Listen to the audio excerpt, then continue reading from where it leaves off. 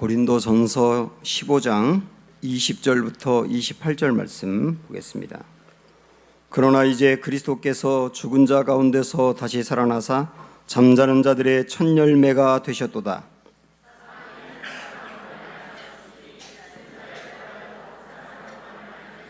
아담 안에서 모든 사람이 죽은 것 같이 그리스도 안에서 모든 사람이 삶을 얻으리라.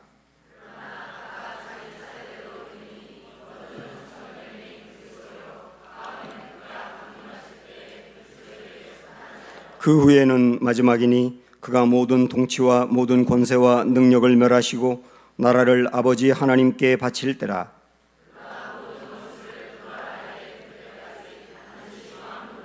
맨 나중에 멸망받을 원수는 사망이니라.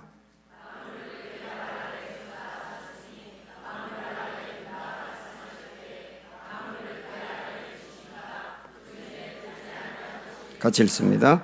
만물을 그에게 복종하게 하실 때에는 아들 자신도 그때에 만물을 자기에게 복종하게 하신 이에게 복종하게 되리니 이는 하나님이 만유의 주로서 만유 안에 계시려 하심이라. 아멘. 자, 주위 둘러보시면서 사랑합니다, 축복합니다 하고 인사합니다.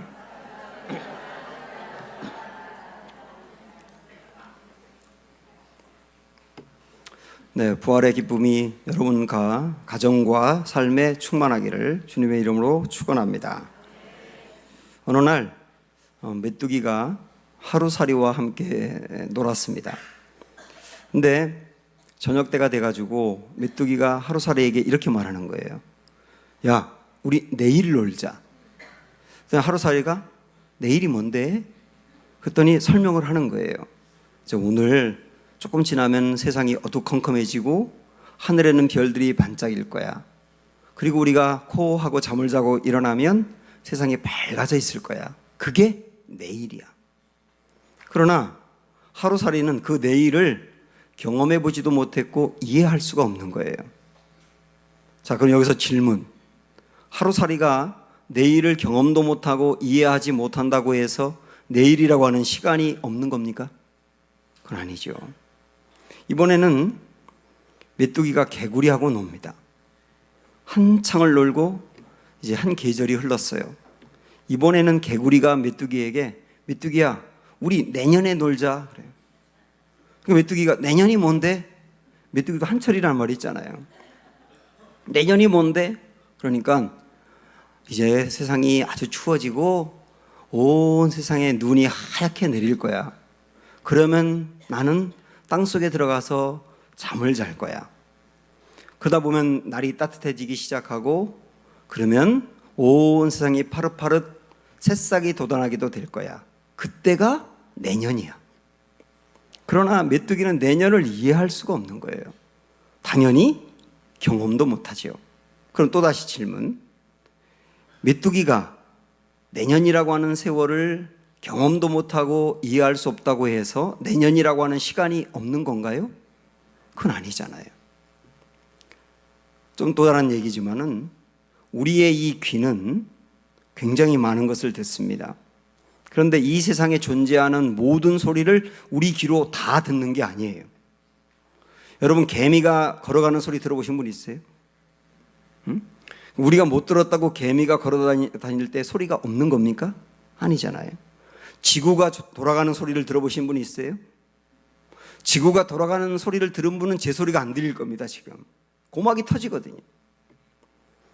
그러나 지구는 돌아가면서 소리를 낸단 말이죠. 내가 듣지 못하더라도 존재하는 소리가 있다, 그 얘기예요. 우리의 눈으로 볼 수 있는 빛이 빨주, 노초, 파남보, 무지개색이잖아요. 그것을 가시광선이라고 하지 않습니까? 우리 눈으로 볼 수 있는 거기 때문에. 그러나 우리 눈으로 볼 수 있는 빛이 그 정도라고 해서 그것만 존재하느냐? 그렇지 않습니다. 빨간 빛의 앞에 적외선이 있고요. 보라색 다음에 자외선이 있어요. 분명히 존재합니다. 우리 눈으로 못 보는 게 다행입니다. 사람들이 보이진 않지만 자외선이 내 피부를 손상시킨다고 해서 화장을 하지 않습니까? 남자들도 하얀 걸 덕지덕지 바르지 않습니까? 분명히 존재하지만 안 보이는 세계가 있다는 거죠.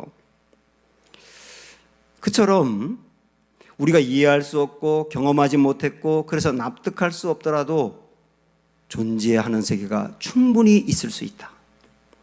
그리고 내가 이전에 경험하지 못했는데 나중에 경험하는 세계가 있고 이해하지 못했는데 과학적으로 밝혀내는 세계도 있다 이거죠. 그 세계 중에 하나가 신앙의 세계인 겁니다. 하나님이 계시다. 하나님이 천지를 창조하셨다. 예수님이 인간에 되실 때 동정녀의 몸에서 태어났다. 그분이 십자가에서 죽으신 것이 나의 죄를 대속하기 위함이다. 그리고 그분이 특별히 부활하셨다. 이런 것들은 우리가 이해하거나 납득하거나 경험으로 아는 것이 아니고 믿음으로 아는 거예요. 세상에는 존재하지만 경험하기는 어렵고 또 납득하기 어려울 수 있어도 그래도 믿음으로 보면 보이는 세계가 있구나. 그걸 알 수 있지 않습니까? 그래서 내가 경험하지 못했다고 없다고 하면 바보인 거예요. 내가 이해하지 못한다고 해서 그 세계가 없다고 말하면 편협된 거예요. 내가 이해하지 못하고 경험하지 못했지만 얼마든지 그런 세계가 존재할 수 있다고 겸손한 마음으로 바라보셔야 되는 겁니다. 그 중에 하나가 대표적으로 부활이라고 할 수가 있어요.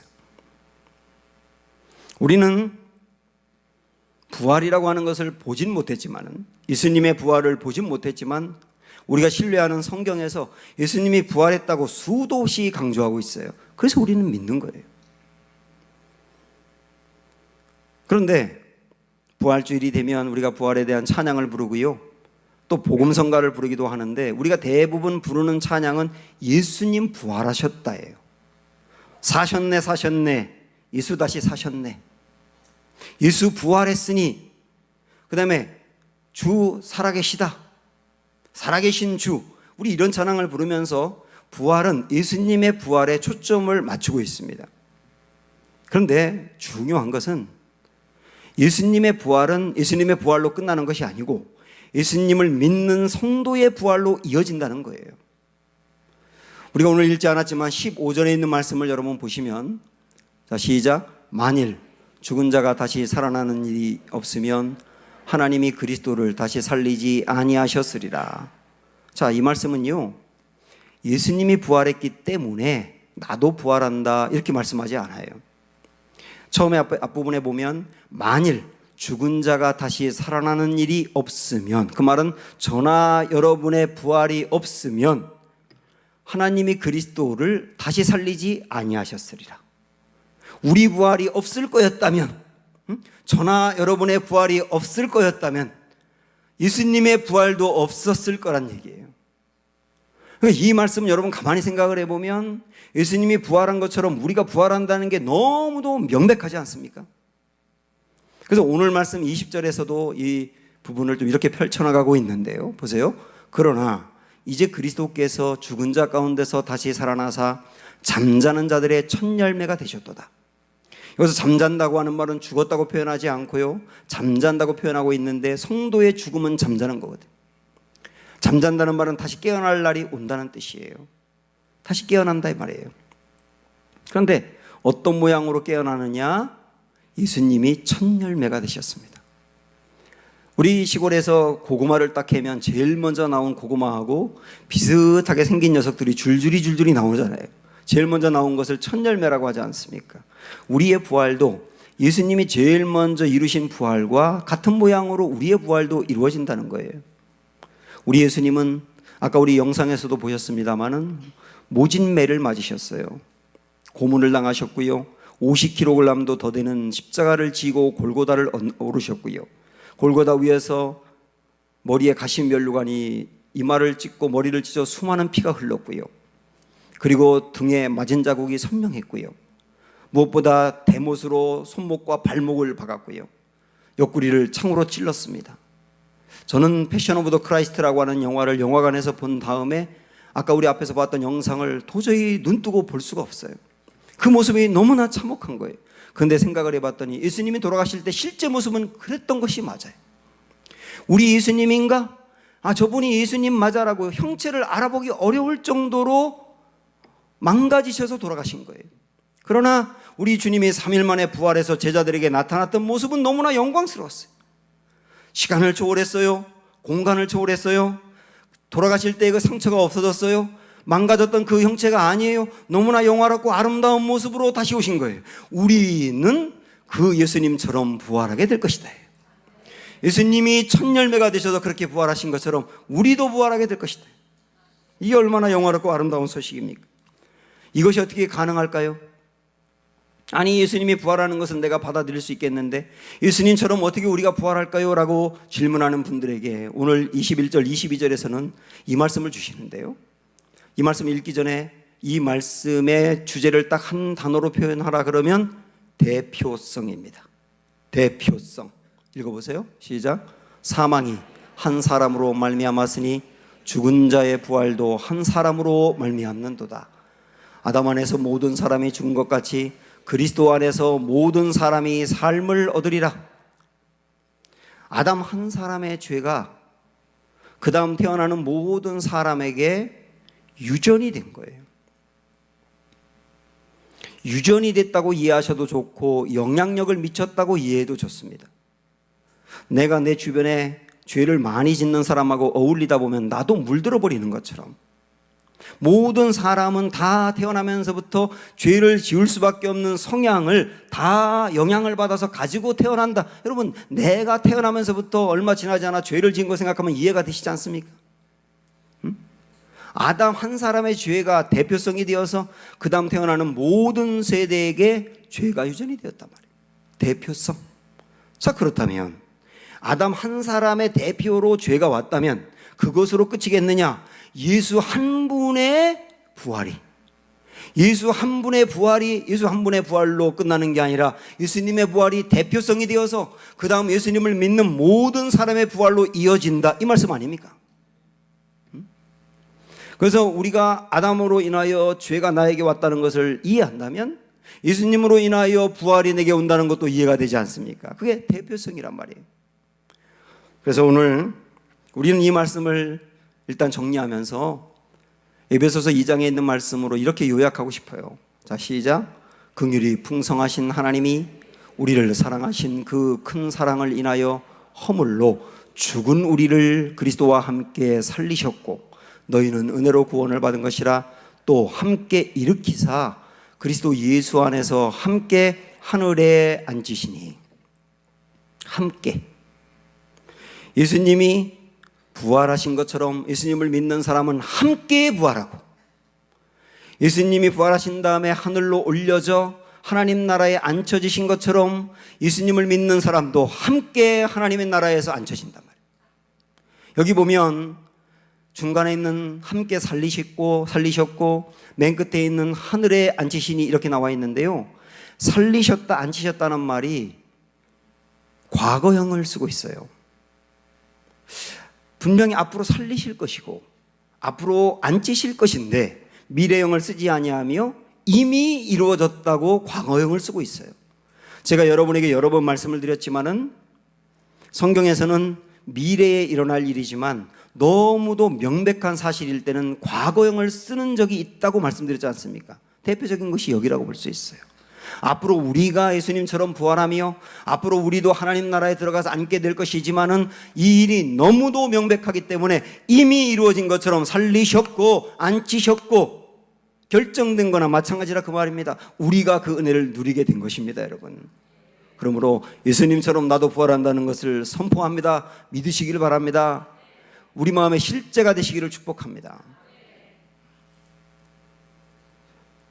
이렇게 지금까지 우리는 예수님이 부활하셨고 나도 부활한다, 이 귀하고 놀라운 사실을 확인했습니다. 근데 우리 여기서 한 단계 더 나가야 됩니다. 부활과 함께. 그러면 부활하신 다음에 예수님은 현재 어떤 모습으로 계시냐? 그리고 앞으로 어떤 일을 이루실 거냐? 그것까지 알아야 되는 거예요. 보통 제가 여러분에게 한 번 한 번씩 여러분에게 예수님은 누굽니까? 여러분이 알고 있고 믿고 있는 예수님은 누굽니까? 라고 질문하면 대부분 모든 분들의 대답이 복음서 안에 있는 예수님만 얘기해요. 복음서 안에 있는 예수님은 3년 동안 이 세상에서 공생에 활동하신 예수님이거든요. 예수님을 우리가 이해하는 게 3년 계셨던 그것만으로 이해하는 경향이 있단 말이지요. 그러나 이 땅에 오시기 전에 예수님은 어떤 모습이셨을까? 그리고 앞으로 승천하신 다음에 지금까지 예수님은 또 어떤 모습일까? 앞으로 예수님은 어떤 일을 하실까? 궁금하지 않으세요? 이 땅에 오시기 전에 예수님은 골로새서 1장에 명백히 말씀해 주고 있어요. 우리가 이전에도 보았습니다만 이 말씀 다시 보시면 그는 보이지 아니하는 하나님의 형상이요. 우리 예수님은 누구신가요? 하나님이에요. 그 다음에 모든 피조물보다 먼저 나신 이시니, 우리 예수님은 이 땅에 피조물이 만들어지기 이전부터 이미 계셨던 분이에요. 그리고 그에게서 창조되네. 우리 예수님은 어떤 분이라고요? 창조하신 분이라고. 그렇게 말씀이 쭉 뒤로 이어져 가고 있습니다. 우리 예수님이 이 땅에 인간의 몸을 입고 오시기 전에 우리 예수님은 이미 만세 전부터 계셨던 하나님이시고 이 땅을 창조하신 분이세요. 우리가 믿는 예수님이 그분이라니까요. 그러면 이 땅에 계시면서 고난을 당하시고 부활하셨는데요, 부활하신 다음에 2000년 동안 지금까지는 주님이 무슨 일 하실까? 오늘 25절에 나와 있습니다. 자, 보세요. 말씀 시작. 그가 모든 원수를 그 발 아래에 둘 때까지 반드시 뭐 한다고요? 왕노릇 하신다고요. 지금 우리 예수님은 무슨 일을 하고 계시다고요? 왕노릇 하고 계시다고요. 우리 예수님은 왕으로 계시단 말이에요. 왕으로 계시면서 온 우주 만물과 인류를 통치하시고 다스리시고 심판하시는 분이 예수님이세요. 지금도 우리 인생의 왕은 예수님이세요. 그럼 앞으로 우리 예수님은 또 무슨 일 하실까요? 오늘 말씀에 세 가지로 소개하고 있습니다. 먼저 24절 보시면 시작. 그 후에는 마지막이니 그가 모든 통치와 모든 권세와 능력을 멸하시고 나라를 아버지 하나님께 바칠 때라. 앞으로 하나님이, 우리 예수님이 어떤 일 하신다 그랬냐면 모든 통치와 모든 권세와 능력을 멸하신다 그랬습니다. 모든 통치와 모든 권세와 능력은 한마디로 말씀드리면 하나님을 대적하는 세력이에요. 하나님을 대적하는 사람이든 문화든 그런 세력들을 멸하시고 이 나라를 하나님께로 올려드리는 일을 앞으로 하실 것이다 그랬어요. 그 다음에 25절 말씀을 두 번째로 보시면 그가 모든 원수를 그 발 아래에 둘 때까지 그랬어요. 그러니까 우리 예수님은 앞으로 궁극적으로 어떤 일 하실 거냐? 원수는 사단이지 않습니까? 사단을 완전히 짓밟아 온전한 승리를 거두실 것이라 그 말이에요. 사단을 짓밟는다는 말은 무슨 의미냐면 사단이 하는 일은 죄를 짓게 하는 겁니다. 그래서 사단을 짓밟아 승리한다는 말은 영원히 이 세상에 이젠 더 이상 죄가 없는 때를 만드시겠다는 뜻이에요. 세 번째 26절 보시면 궁극적으로 어떤 일 하시느냐면 맨 나중에는 멸망받을 원수는 뭐라고요? 사망이라고요. 사람을 괴롭게 만들고 이별할 때 슬프게 만들고 두려움을 갖게 만드는 죽음의 문제, 우리가 해결할 수 없는 문제인데 우리 예수님은 끝내 그 사망까지도 사망시킨다.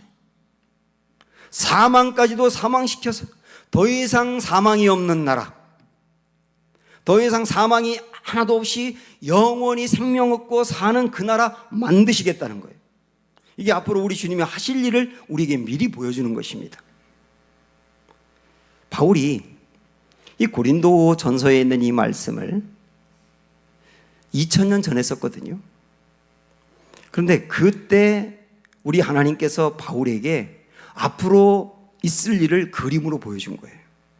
봐라, 예수님이 온 인류와 세상과 우주의 왕노릇하는 통치자가 될 것이며 하나님을 대적하는 세력도 멸하시고 마귀도 멸해서 죄를 완전히 정복하고 사망까지도 사망시키고 난 다음에 하나님의 나라가 이루어지게 될 것이다. 그 그림을 바울에게 미리 보여주었다고요. 바울은 굉장히 고생을 많이 했습니다. 죽을 고비 수도 없이 넘겼고요, 가난하게 살았고요. 그러면서 복음을 평생 전했는데 그 수많은 고생을 하면서도 견디어내면서 하나님 바라보고 달려갈 수 있었던 힘이 뭔지 아세요? 이 그림을 봤기 때문에. 이 그림, 지금 예수님이 통치자고 승리자라는 거, 십자가에서 비참하게 돌아가신 예수님, 그거 비참하게 계신 분으로 지금까지 있는 게 아니라 지금은 승리자로 있다는 거, 통치자로 있다는 거, 그리고 온전한 통치를 앞으로 이루게 될 거라고 하는 이 그림을 보니 고난을 이길 수 있었던 거예요. 1세기 그리스도인들은요, 예수님을 믿다가 순교를 당했습니다. 제가 지난 고난주간 연속기도회 때 제일 먼저 시작을 했는데, 그때 책을 봤더니 2000년 동안 예수님을 믿다가 순교당한 사람이 7천만 명이랍니다. 우리나라 인구보다 더 많은 사람들이 2000년 동안 순교를 당한 거예요.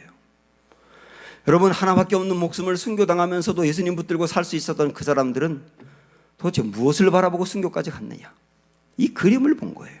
지금 우리 예수님이 결국은 승리자다. 그래서 결국 우리도 영원히 승리자가 된다. 그리고 우리 예수님이 영원히 세상을 악한 것들을 심판하며 하나님 나라 이룰 거다. 그 나라 안에 내가 산다. 이 믿음이 있었으니까 그 길을 묵묵히 걸어간 거 아닙니까? 지금도 고난을 당하고 있는 여러분, 고난 때문에 힘들어 좌절하고 있는 분도 있는데 이 그림을 볼 수 있는 눈이 열리기를 축복합니다. 주님은 통치자세요. 그래서 그 고난이 빨리 없어져야 내 영혼과 인생에 좋겠다고 판단하시면 빨리 해결하실 겁니다. 그런데 그 고난이 조금 더 나에게 있다 하더라도 그 고난을 통하여 나의 내면이 길러지고 영혼이 세워진다면 주님은 고난을 더 끌고 가실 가능성이 많아요. 그 모든 것들을 결정하신 분이 주님이세요. 그러나 분명한 거 한 가지, 우리 예수님이 통치자가 되시기 때문에 어떤 고난을 만나더라도 그 고난 때문에 내가 망하지 않는다. 그것만은 분명한 겁니다.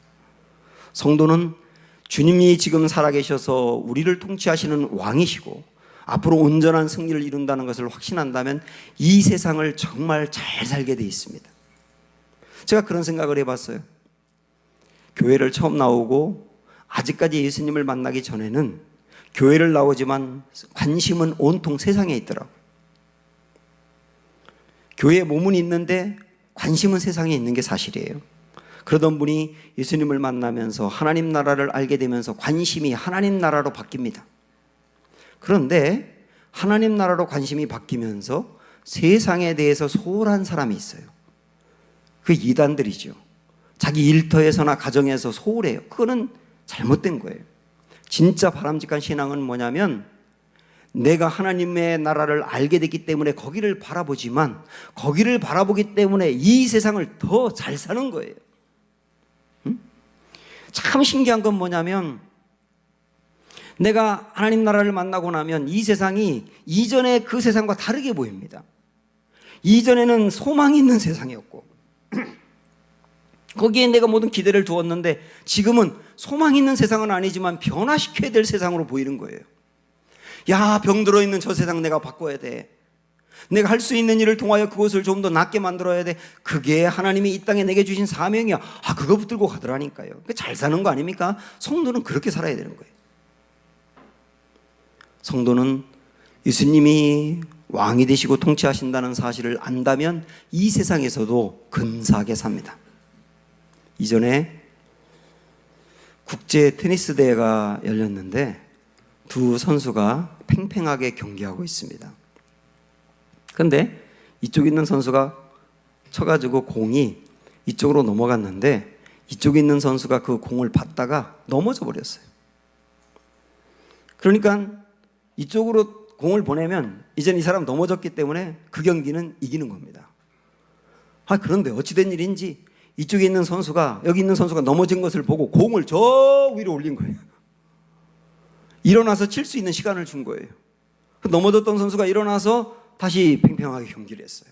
그 모습을 보고 있는 관중들이 다 기립박수를 보내는 거예요. 이 선수는 이 세상을 살아가면서 이기고 지는 것이 최고 중요한 게 아니고 아름답게 사는 게 중요하다고 여긴 거예요. 우리 성도가 이 세상을 살아가면서 내가 이 세상에서 내가 원하는 데를 다 이루어나느냐, 내가 이기느냐 지느냐, 그게 제일 중요한 게 아니라 어떻게 하면 아름답게 사느냐가 제일 중요하다고 여긴다면 정말 하나님이 왕노릇하며 하나님 나라를 바라보고 사는 부활의 성도의 삶이 아니겠습니까? 죄의 유혹은 있어요. 죄의 유혹은 있지만 이기는 거예요. 어쩔 때 넘어질 때가 있어요. 넘어지고 나면 내가 죄를 졌다는 거에 대해서 분노하는 거예요. 내가 그리스도인인 것을 모르는 사람 앞에서도 자존심을 지키면서 믿음을 지켜나가는 거예요. 그러면서 그리스도인의 명예를 드러내는 거예요. 그것이 바로 진짜 내가 바라보는 것이 하나님의 나라이며, 그리고 앞으로 내가 예수님의 통치를 받아서 하나님 나라에 살 것을 확신하는 성도의 삶이 아니겠습니까? 사랑하는 여러분, 우리 예수님 부활하셨습니다. 우리도 반드시 부활합니다. 지금 우리 예수님은 왕으로 통치하고 계십니다. 내 인생의 통치자도 왕 주님이세요. 그거 바라보면서 고난 이겨나가고 묵묵히 주님 바라보고 승리하는 은혜가 있기를 주님의 이름으로 축원합니다. 우리 찬양합니다.